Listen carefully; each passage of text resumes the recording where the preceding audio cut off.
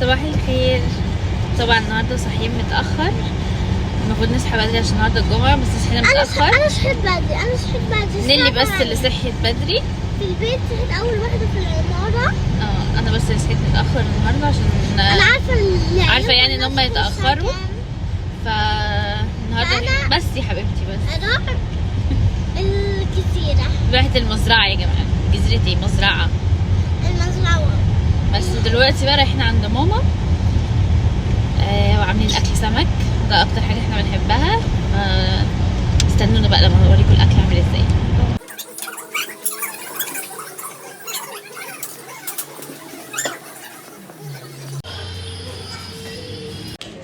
شغل مننا.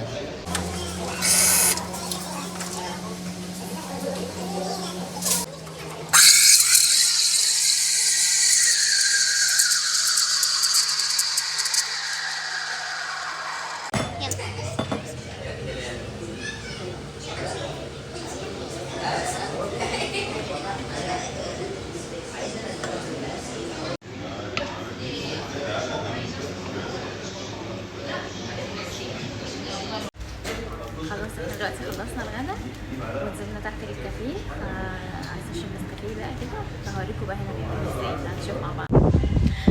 نزلنا ورحنا البيت عشان اجيب حاجات، بس للاسف بقى نسيت التليفون بتاعي في البيت عشان اصور لكم. كنت عايزه اصور لكم حاجات كتير بس نسيت التليفون في البيت. واحنا هم بقى مستنيين لسه قدام البيت عشان خاطر نيلي طلعت تجيب التليفون. بس دلوقتي بقى بصور لكم من تليفون اختي يعني وكده، فاحنا مستنيين نيلي بقى اهو قدام البيت. ثواني مش عارفه اجيب لكم قدام البيت. فاحنا دلوقتي واقفين قدام البيت، نيلي طلعت تجيب التليفون وهنروح بقى عند تيتا، عشان احنا المفروض كل جمعه بعد ما بنروح عند ماما بنروح عند تيتا.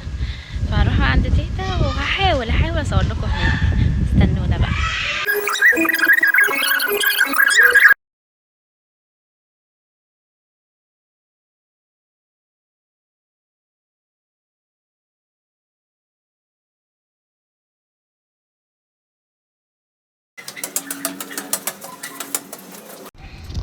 لسه نازله دلوقتي من عند تيتا، بس كان نفسي تطلع معايا في الفيديوهات وقعدت اتحايل عليها بس هي اتكسفت. فاقنعتها ان الاسبوع الجاي ان شاء الله تطلع تحكي لنا حاجات من هي كانت بتحكيها لنا. حتى النهارده كانت بتحكي لنا حاجه، فقلت لها يا تيتا يا ريتني كنت طلعت التليفون وصورت، بس هي ما رضتش خالص، اتكسفت. فان شاء الله الاسبوع الجاي كل جمعه زي ما قلت لكم ان احنا نروح عند تيتا. فالاسبوع الجاي هي وعدتني ان هي تحكي لنا بقى عن الحكايات بتاعتها بتاعت زمان وايام الهجره والحاجات دي. فزي ما انا قلت لكم ان كل جمعه بنروح عند تيتا، فاستنوا بقى الفيديو بتاعنا بتاع الجمعه الجايه حكايات معاها مع تيتا. في حاجه حصلت كمان واحنا طالعين عند تيتا، فاول ما اطلع البيت هحكيها لكم، لان الموضوع ده بجد بقى هنا صعب جدا. حتى كان في حادثه النهارده، فاول ما اطلع البيت على طول هحكيها لكم. يلا استنوني.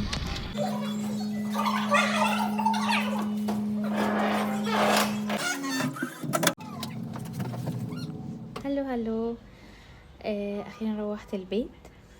الموضوع اللي كنت عايزه احكي لكم عنه هو موضوع اصلا الايام دي بقى صعب جدا جدا جدا، وموضوع كلاب. احنا لما جينا ركننا عند تيتا تحت البيت، كان في هو اصلا على طول كل ما نروح عند تيتا تحت العماره نلاقي كلاب كتير جدا، كتير قوي. وانا اصلا بخاف من الكلاب قوي قوي قوي يعني، كلاب قطط انا اي حاجه بخاف، اي حاجه بتتحرك ما عدا السمك جوه الحوض بتاعه ما بخافش منها. بس المهم على طول بيبقى فيه كلاب يعني وكده. واحنا طالعين لولا ان احنا بس واحنا بنركن العربيه لمحنا الكلب وهو طالع على السلم. انتوا متخيلين الكلب طالع على السلم، طالع فوق، طالع العماره فوق؟ يعني ما بالكم بقى لو طفل نازل او حد طالع واتفاجئ بالكلب في وشه كان هيجرى له ايه؟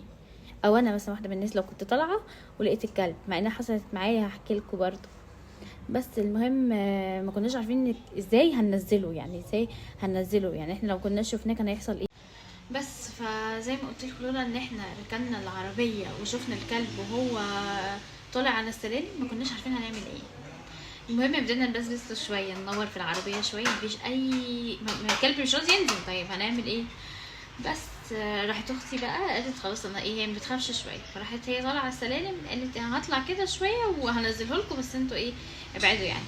بس المهم راحت هي اول ما جت تطلع وحس بيها راح نزل بقى جري، وفضل بقى يزوم علينا كده يعمل صوت.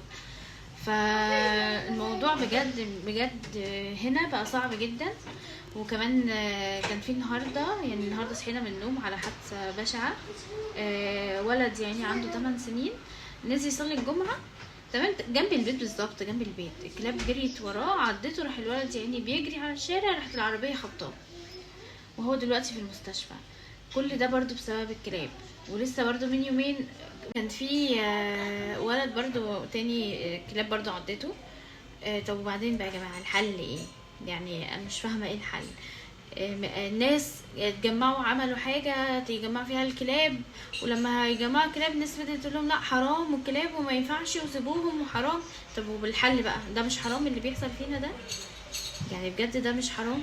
يعني انا واحده من الناس، انا بقالي فتره يعني انا عايزه اعمل دايت، تمام، والدايت نصه اتمشى.